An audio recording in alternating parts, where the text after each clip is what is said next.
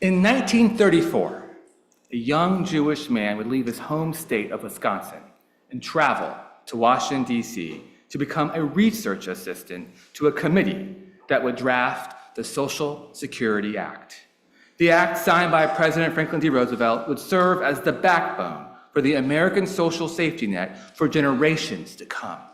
And this young Jewish man, Wilbur Cohen, would become the architect of social welfare programs from the 1930s until the 1970s.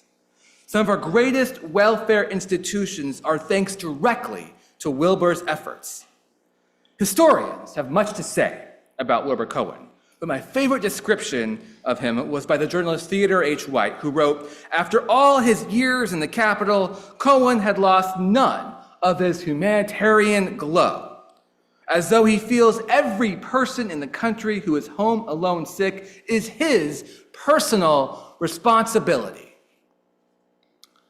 And throughout his career, Wilbur Cohen served numerous presidential appointments, culminating as the Secretary of Health, Education, and Welfare, and appointed by Lyndon B. Johnson. Mr. Cohen was described as the man who built Medicare. The New York Times called him one of the country's foremost technicians in public welfare, and portrayed him as a man of boundless energy, infectious enthusiasm, and a drive for action. This was the man who built America's greatest social safety net in our history, and he did so being driven by Jewish values. Values such as tikkun olam, repairing the world, bikur cholim, taking care of the sick. He interpreted these values not just as a means to help the Jewish community, but to help all Americans who desperately needed a social safety net from the travesties of the Great Depression. The country needed a man like Wilbur Cohen, and Mr. Cohen heard and responded to that call by projecting his Jewish values.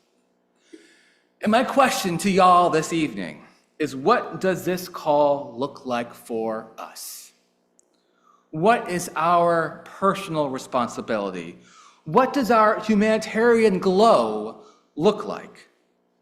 Between the 1930s and 1970s, with help from our own Wilbur Cohen, our country built grand institutions to protect its citizens and prevent them from being sick and alone.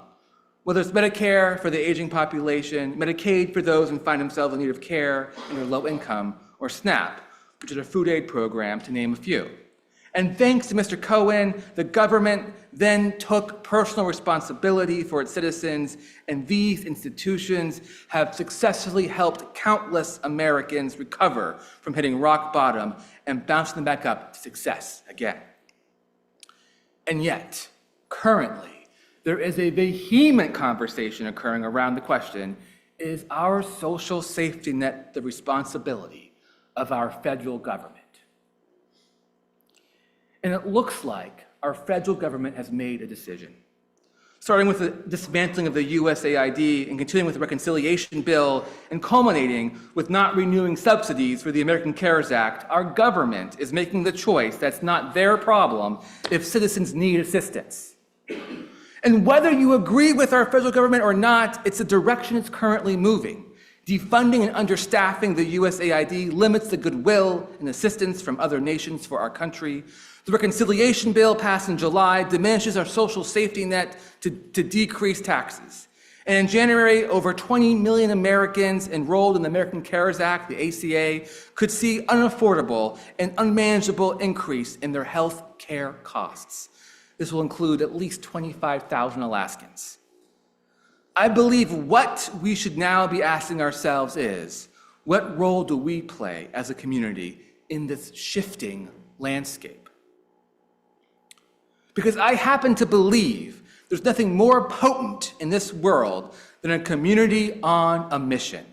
A community with a humanitarian glow. A community working together can achieve powerful results through shared values.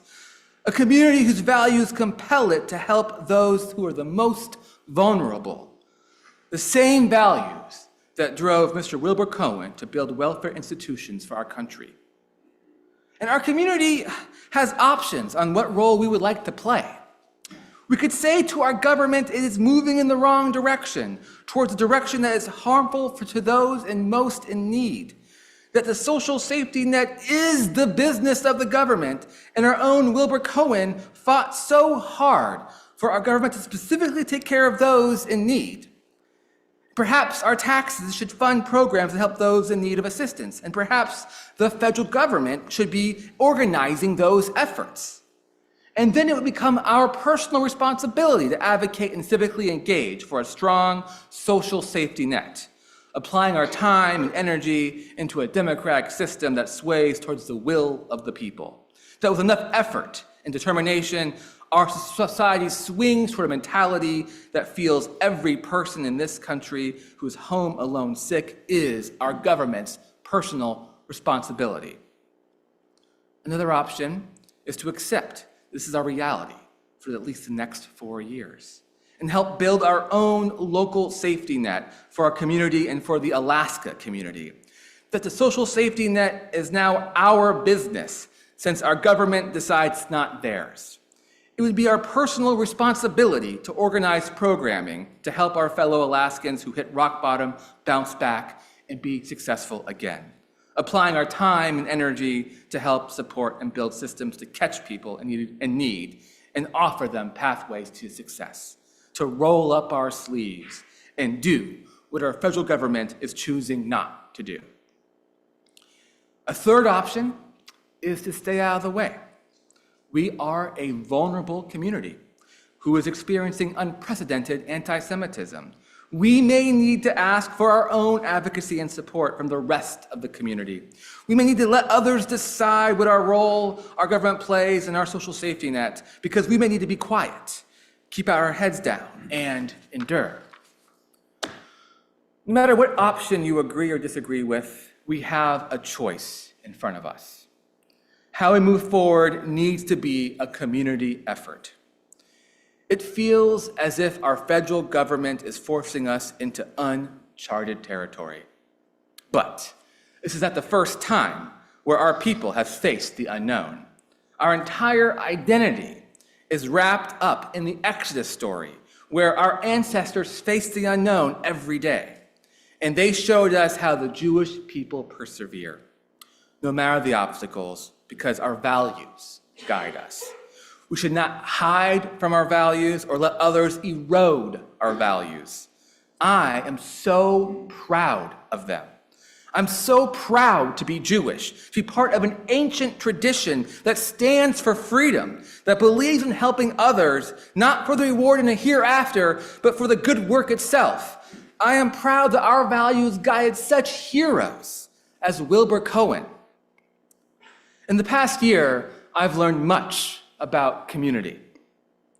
I've seen many of our members show their incredible concern for our congregation and their desire to make it a place we all want to feel welcome, a place where we all belong. It's taken a lot of work, and we've argued a lot, but that's our right as Jews to argue. And we did it. We figured out how to be a caring, functional, and compassionate community.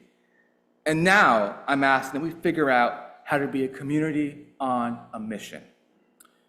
We deserve to live in a place that respects our values, but it's up to us to protect the values we hold dear. No one is going to do it for us. And how might we do this, you may ask? Well, there's an excerpt from a 1967 edition of a magazine called Oasis, who interviewed none other than Wilbur Cohen.